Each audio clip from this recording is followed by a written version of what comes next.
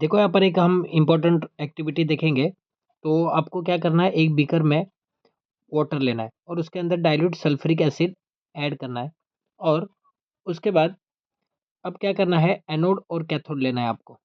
Okay. अब electricity जैसे ही आप ऑन करोगे, दैट इज बैटरी ऑन करोगे, तो क्या होगा देखो, एनोड के ऊपर वहाँ पर बबल आपको नज़र दिखाई देंगे और कैथोड के ऊपर भी बबल आपको दिखाई देंगे। अब इससे सवाल क्या पूछा जाता है, देखो यहाँ पर क्वेश्चन ये पूछा जाता है, identify the gas collected at both the electrode. Okay, कौन कौन से गैस बोथ इलेक्ट्रोड पर जमा हुआ है।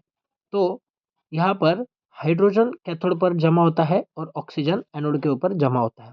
ये याद रखना, कैथोड के ऊपर कौन सा गैस, यहाँ पर हाइड्रोजन, एंड एनोड के ऊपर कौन सा गैस, ऑक्सीजन गैस यहाँ पर जमा होता है। आप देख सकते हो यहाँ पर। ओके, तो एनोड पर ऑक्सीजन और कैथोड पर हाइड्रोजन गैस।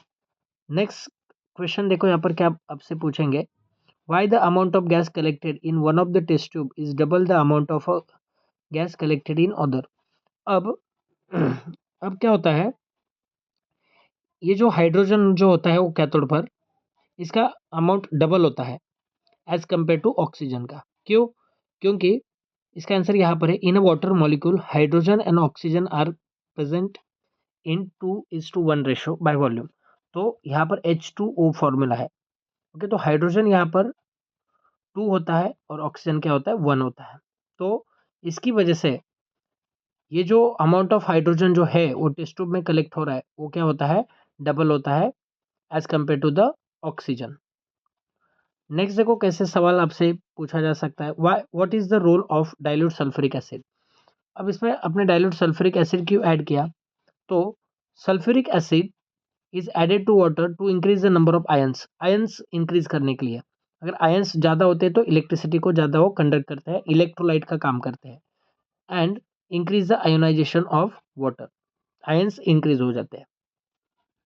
नेक्स्ट उन्होंने पूछा है, how will you test the gas produce in the test tube, D वाला देखिए यहाँ पर।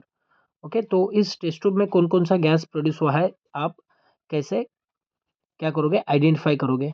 तो क्या करना है देखो यहाँ पर, सबसे पहले यहाँ पर बर्निंग मैच स्टिक यहाँ पर एक टेस्ट ट्यूब के माउथ के यहाँ पर लेके जाना है। अगर वो पॉप साउंड के साथ बर्न होने लगी तो समझ लेना वो कौन सा गैस है, हाइड्रोजन गैस है। यहाँ पर भी पॉप साउंड आता है, वो हाइड्रोजन गैस होता है। ओके, और यही बर्निंग मैच स्टिक, इसको इस स्प्लिंटर कहा है यहाँ पर। बर्निंग मैच स्टिक अगर आप एक टेस्ट ट्यूब के माउथ के नीचे ऊपर लेके जाओगे, तो अगर वो ब्राइटली बर्न करने लगेगा तो समझ लेना कौन सा गैस है, ऑक्सीजन गैस है, क्योंकि ऑक्सीजन बर्निंग को हेल्प करता है। ओके, और हाइड्रोजन पॉप साउंड करता है बर्न होते समय।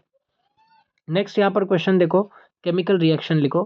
तो इसका केमिकल रिएक्शन देखो यहाँ पर है, वाटर के अंदर इलेक्ट्रिसिटी अगर पास करोगे आप, तो हाइड्रोजन गैस और ऑक्सीजन गैस बनेगा यहाँ पर। और ये जो रिएक्शन है वो इलेक्ट्रोलाइटिक डिकम्पोजिशन है। डिकम्पोजिशन यानी कि एक रिएक्टेंट दो प्रोडक्ट देते हैं, और इलेक्ट्रिसिटी के हेल्प से हो रहा है, इसलिए इसको इलेक्ट्रोलाइटिक डिकम्पोजिशन कहते हैं।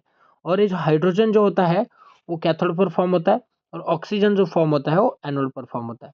आई होप आपको ये पूरा समझ में आया होगा, काफ़ी मैंने फास्ट पढ़ाया है, इसको अच्छे से नोट डाउन करके लेना। ये एक्टिविटी काफ़ी इंपॉर्टेंट है और इसके ऊपर ऐसे सवाल आते हैं। Okay, thank you so much, धन्यवाद।